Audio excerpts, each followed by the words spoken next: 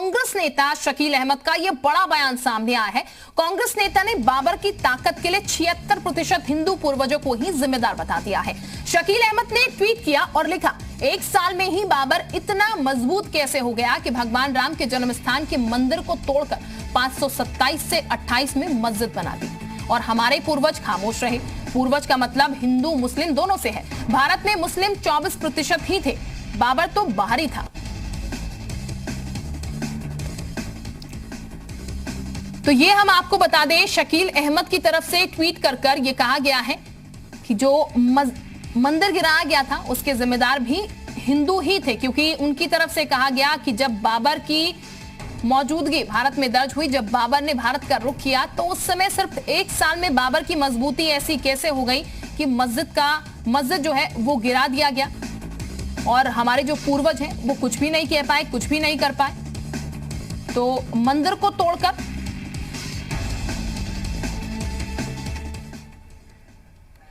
तो अयोध्या में दिव्य और भव्य राम मंदिर के निर्माण की शुरुआत भी उतनी ही दिव्य और भव्य हुई। प्रधानमंत्री नरेंद्र मोदी ने भूमि पूजन के साथ ही राम मंदिर की आधारशिला रखी। इसके साथ ही 5 शताब्दियों से चला रहा इंतजार अब खत्म हो गया। ये पल राम भक्तों के लिए ऐतिहासिक था, लेकिन एक तबका ऐसा भी है जिसे ये रास नहीं आ रहा। सुप्रीम कोर्ट के फैसले के साथ ही राष्ट्र के उत्सव पर भी सवाल उठ रहे हैं। ये रिपोर्ट देखिए।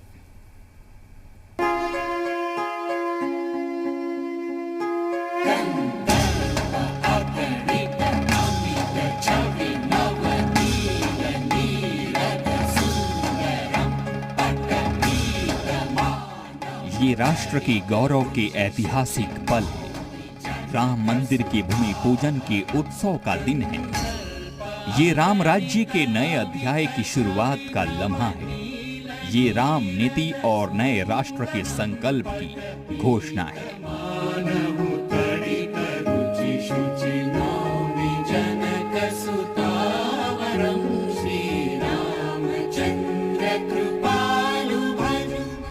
राम मंदिर के भूमि पूजन की इस शुभ घड़ी में भी एक तबका है जो जहर उगल रहा है, जो राष्ट्र के इस उत्सव के बीच भी वो सवाल उठा रहा है, जिससे साफ होता है कि इस तबके को न तो देश के संविधान पर यकीन है, न तो देश की चुनी हुई सरकार पर भरोसा है और न ही न्याय की सर्वोच्च संस्था के फैसलों को कबूल कर पाने की सलाहियत है। आज प्रधानमंत्री ने नरेंद्र मोदी ने बहैसियते प्रधानमंत्री आज के भूमि पूजन में शिरकत करके उन्होंने जो ओथ लिया था उन्होंने उसका वायलेशन किया है।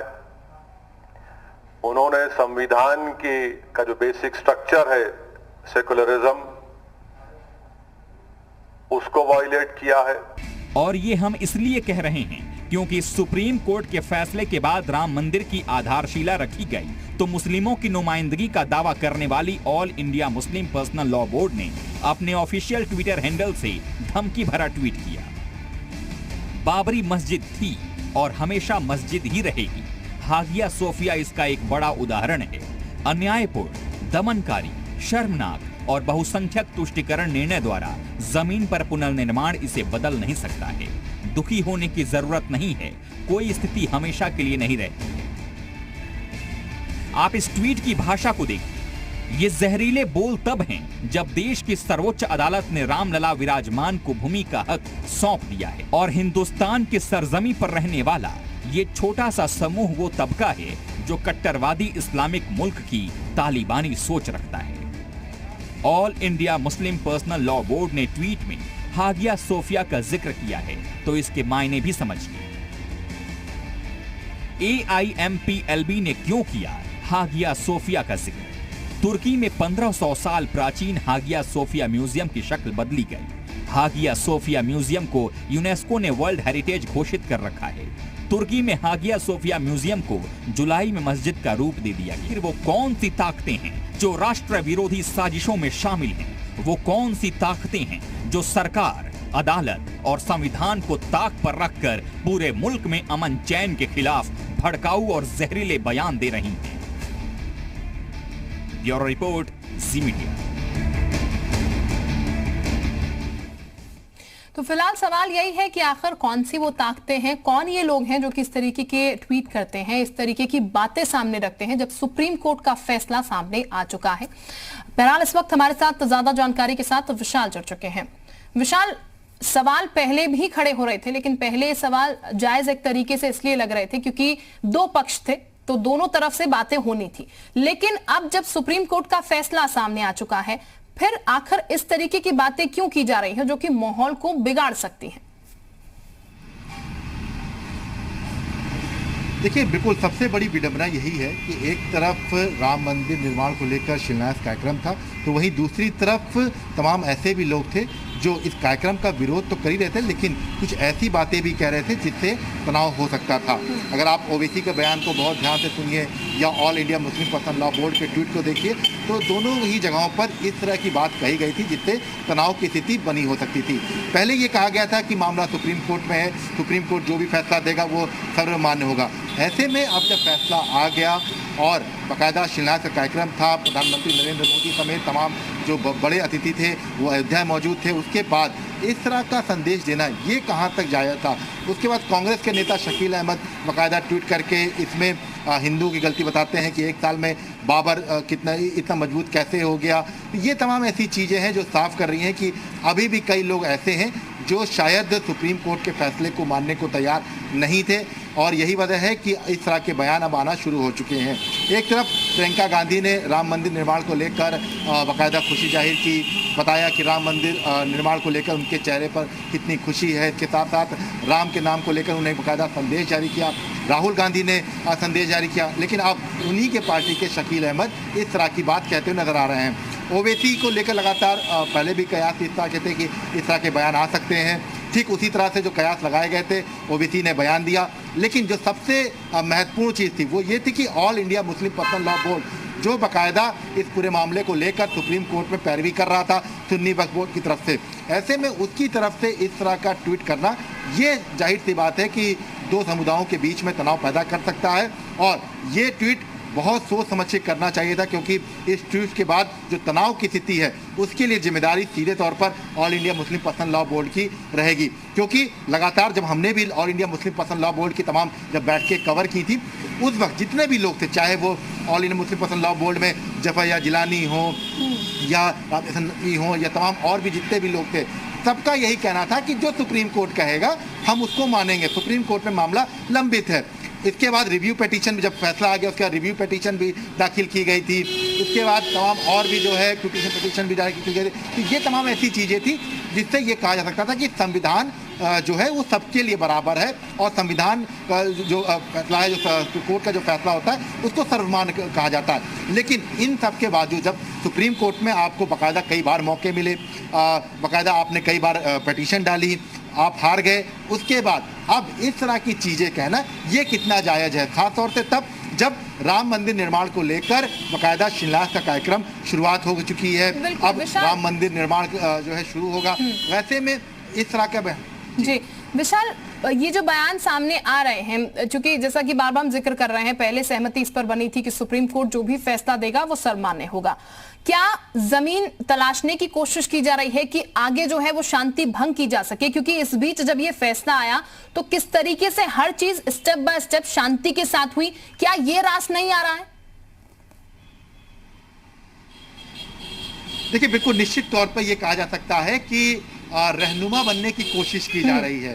क्योंकि अगर आप देखिए ओवैसी के बयान को, उसके बाद all India Muslim personal law board को या शकील अहमद के बयान को, ये तमाम ऐसी चीजें हैं, इससे साफ तौर पर कहा जा सकता है कि रहनुमा बनने की कोशिश की जा रही है। अगर आप पिछले दिनों की तमाम जो चीजें हैं उनको देखिए, चाहे वो एनआरसी या सीए को लेकर प्रोटेस्ट हो या ये तमाम और भी चीजें हो, तो उन सब चीजों से ये राम मंदिर का मामला बहुत अलग था। कई सालों तक कोर्ट में इस पूरे मामले में सुनवाई चली और आखिरकार हाई कोर्ट होते हुए सुप्रीम कोर्ट ये पूरा मामला पहुंचा, और सुप्रीम कोर्ट ने इस पूरे मामले को लेकर पूरा समय दिया, दोनों ही पक्षों को समय दिया। चाहे वो अगर हम बात करें सुन्नी वक्फ बोर्ड की बात करें या तमाम दोनों जो हिंदू पक्ष, सबको समय दिया गया था कि अपनी अपनी बात आप रखिए, अपने गवाह पेश कीजिए। उसके बाद जजमेंट आया, जजमेंट के बाद आपने रिव्यू पिटीशन डाली, तो मतलब ये कहा जाएगा कि आपको मौका नहीं मिला, तो ये गलत था। ऐसे में all India Muslim personal law board इस तरह का ट्वीट करके क्या साबित करना चाह रहा है? ओवैसी इस तरह के बयान देकर समाज को क्यों दो धड़ों में बांटने की कोशिश कर रहे हैं? अब शकील अहमद, जब उनकी ही नेता प्रियंका गांधी, राहुल गांधी बाकायदा इसका स्वागत कर रहे हैं फैसले का, तो ऐसे में इस तरह का ट्वीट करके हिंदुओं को ये इसमें आरोप लगाना कि 76% हिंदू जो है वो इस पूरे मामले में जो है गुनहगार हैं, तो ये तमाम ऐसी चीज़ें जो समाज में कहीं ना कहीं से एक भेदभाव पैदा कर सकती हैं। और जब ये पूरा कार्यक्रम था तो शायद इस तरह के बयानों से बचना चाहिए था। बिल्कुल विशाल, इस तरीके के कार्यक्रम से बचना चाहिए था, लेकिन ये जो कार्यक्रम है इस समय ही ऐसी बातें कहना वाकई में ये सवाल खड़े करता है कि आखिर क्या चल रहा है मन में। विशाल, सवाल ये भी है जिस तरीके से शकील अहमद की तरफ से जिम्मेदार हिंदुओं के पूर्वजों को ही ठहरा दिया गया, क्योंकि उनका जो बयान सामने आया कि 1 साल में बाबर आखिर इतना मजबूत कैसे हो गया कि मंदिर को उसने तोड़ दिया। ये सवाल क्यों उठाए जा रहे हैं, किस लिए उठाए जा रहे हैं? और ऐसे समय में जब खुद राहुल गांधी की बात कर ली जाए, प्रियंका गांधी की बात कर ली जाए, तो उनका हृदय परिवर्तन हो रहा है राम के लिए, क्योंकि ट्वीट भी उनकी तरफ से कल किए गए। फिर उनकी पार्टी की तरफ से एक ऐसा बयान सामने आता है, उनके नेता की तरफ से, हैरान करता है। देखिए, ये बिल्कुल बहुत सोचने वाली बात भी है, क्योंकि अगर हम पूरे विपक्ष की ही बात कर लें, तो चाहे वो प्रियंका गांधी का ट्वीट हो, अखिलेश यादव का ट्वीट हो, मायावती का ट्वीट हो, राहुल गांधी का ट्वीट हो, इन सब में साफ तौर पे दिखाई पड़ रहा था कि अब उन्होंने इस बात को स्वीकार कर लिया है कि सर्वोच्च न्यायालय ने फैसला दिया है तो उसको मान्य करना हो। लेकिन कांग्रेस के नेता शकील अहमद का बयान आता है, और उस वक्त आता है जब ये पूरा कार्यक्रम हो रहा होता है। उसके बाद, इस कार्यक्रम के बाद इस फैसले की खुशी ना जाहिर करके इसमें सवाल खड़ा करना कि 1 साल में बाबर क्यों कैसे इतना मजबूत हो गया, उस पर दोष देना। तो ये अगर दोष देना था तो ये पहले क्यों नहीं दिया गया? दूसरी चीज, शकील अहमद को ये समझना चाहिए कि अखिलेश यादव समाजवादी पार्टी से के राष्ट्रीय अध्यक्ष हैं और उनके पिता मुलायम सिंह यादव उस वक्त थे। तो ऐसे में ये तमाम ऐसी चीजें थी जब एक 2 बड़े नेता निकल के उभरे थे, एक कल्याण सिंह, एक मुलायम सिंह, और जब अखिलेश यादव ने गुरेज नहीं किया राम मंदिर के निर्माण के लेकर जो शिलान्यास कार्यक्रम उसका स्वागत करने का, तो आखिरकार अब शकील अहमद इस तरह के ट्वीट करके क्या साबित करना चाहते हैं? दूसरी चीज, जब प्रियंका गांधी हो या राहुल गांधी हो, ये तमाम लोग ट्वीट करके बाकायदा अपने आप को राम भक्त कह रहे हैं, जो सुर बदल चुके हैं वो सुर अब दोबारा से जो बदले गए हैं, उनमें शकील अहमद अब क्या दिखाना चाहते हैं? हालांकि ये इसमें कोई दो राय नहीं है कि हो सकता है कि पार्टी शकील अहमद के इस बयान को उनकी निजी राय बताकर इस बात को खत्म करने की कोशिश करे, क्योंकि कहीं ना कहीं से कांग्रेस पार्टी को भी ये लगने लगेगा कि कहीं ऐसा ना हो कि शकील अहमद का ये बयान उनकी पार्टी के लिए जो है काफी खतरनाक हो जाए, और इससे कहीं ना कहीं से जो कांग्रेस पार्टी इस पूरे फैसले को लेकर जो अपने आप को प्रेजेंट करने की कोशिश कर रही है, उससे कहीं ऐसा ना हो कि उनका निगेटिव इम्पैक्ट हो जाए। तो ये तमाम ऐसी चीजें हैं जिसको लेकर हो सकता है कुछ देर के बाद कांग्रेस के जो नेता है वो इस तरह के बयान दे दें कि शकील अहमद का ये पर्सनल बयान है। लेकिन all India Muslim personal law board का ट्वीट, ओवैसी का बयान, ये चीज तो बिल्कुल साफ है कि शायद जो बातें पहले कही गई थी उन बातों को ध्यान नहीं रखा गया, क्योंकि ओवैसी जब लखनऊ भी आए थे all India Muslim personal law board की बैठक में शामिल। बिल्कुल विशाल, कुछ इस तरीके से बचाव किया जाता है कि पर्सनल राय ये हो सकती है, लेकिन सवाल बार बार खड़े होते हैं। हमारे साथ इस वक्त मौलाना बाबर अशरफ जुड़ चुके हैं, मुस्लिम स्कॉलर है। बहुत स्वागत है आपका जी उत्तर प्रदेश उत्तराखंड पर। मौलाना साहब, जो बयान अब सामने निकल के आ रहे हैं, वो बयान आपने भी देखे होंगे, पढ़े होंगे, इनको लेकर मैं पहली प्रतिक्रिया आपकी जानना चाहूंगी। आप क्या सोचते हैं इनको लेकर? देखिए, पहली चीज ये है कि धार्मिक स्थल या किसी भी इबादतगाह का मतलब होता है वो अमन का सबसे बड़ा केंद्र होता है जी। और ऐसे किसी भी जगह पे, चाहे वो मस्जिद हो, चाहे वो मंदिर हो, चाहे वो चर्च हो, अगर उसके क्रिएट होने से या वहां आने जाने से किसी किस्म का, किसी समाज के किसी भी खित्ते पे खौफ का माहौल या उसमें दहशत आती है, उसके दिल में डर आता है, या किसी सोसाइटी से किसी का डर क्रिएट होता है, तो जाहिर सी बात है इस प्रवृत्ति को, इस तरीके को समाज को बदलने की जरूरत है। क्योंकि मेजॉरिटी यहाँ के ऊपर जो है वो जिसे कहते हैं कि हमारे जो अहले वतन है, एक तवील अरसे से, 1000 साल से हम सब मिल के रहते रहे हैं। सर, खौफ किसको है? सर, थोड़ा सा क्लियर कर दीजिएगा, खौफ किसको है?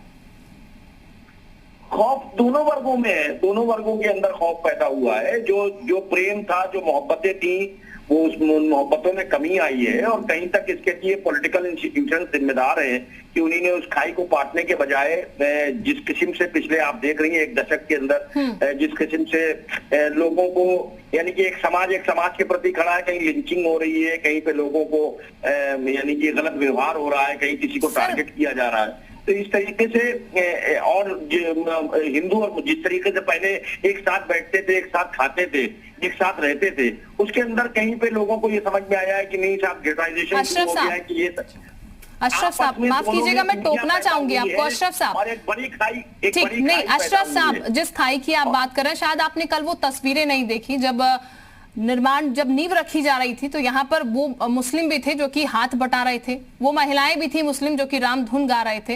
ये तस्वीरें तमाम सर सामने आई हैं। देखिए ये एक रूप है, भारत की संस्कृति का हिस्सा है, ये भारत की संस्कृति का हिस्सा है। और यहाँ मैंने बताया कि ह्यूमैनिटी जब इंसानियत की बात होती है तो वो सारी चीजें सारी चीजें भूली जाती हैं। और सूफीज्म में और हम लोगों को ये पढ़ाया गया है कि इंसानियत को जो है वो तरजीह दी जाए। लेकिन उसके साथ साथ एक बड़ा मसला ये है कि ये भी सच्चाई है, कड़वी सच्चाई है कि समाज के अंदर जो है वो लोगों के बीच में खास करके धर्म की बुनियाद के ऊपर। ठीक बाबर साहब, मैंने आपकी बात सुन ली, वापस मैं आपके पास लौटूंगी। इस वक्त जगत गुरु राम भद्राचार्य जी भी हमारे साथ जुड़ चुके हैं। राम दिनेशाचार्य, माफ कीजिएगा, बहुत स्वागत आपका दिनेशाचार्य जी उत्तर प्रदेश उत्तराखंड पर। मैं सबसे पहले आपसे यही जानना चाहूंगी, अभी हमारे साथ मुस्लिम स्कॉलर भी है मौलाना बाबर अशरफ साहब, वो ये कह रहे हैं एक खाई जो है वो पाट दी गई है और उसके बाद ये जो बयान सामने निकल के आए, कल जो पूरा कार्यक्रम हुआ भव्य, उसमें हमने तमाम तस्वीरें देखी और न सिर्फ हिंदू मुस्लिम भी उसमें शामिल था। उसके बाद ये बयानबाजी और दूसरी तरफ अशरफ साहब ये भी कह रहे हैं कि एक खाई पाट दी गई। सर आपका वक्तव्य इस पर, आपकी प्रतिक्रिया? मैं यही कहना चाहता हूं, पहले तो देशवासियों को बधाई देना चाहता हूं और जो ऐसे अलूल जलूल बयान देने वाले लोग हैं उनको सावधान करना चाहता हूं कि इस देश में जो कुछ हो रहा है संविधान के दायरे में हो रहा है, माननीय सुप्रीम कोर्ट के आदेश से हो रहा है। ओवैसी जी बार बार कहते हैं कि संविधान और लोकतंत्र के हिसाब से चले, उसके बाद ऐसा बयान देना क्या उनको शोभा देता है? ये कुछ ऐसे लोग हैं जो देश के गद्दार हैं, जो कभी नहीं चाहते कि देश में कभी अमन चैन और शांति बनी रहे। बाबर ने मीर बाकी को भेजकर मंदिर गिरवा के वहां मस्जिद बनवा दिया।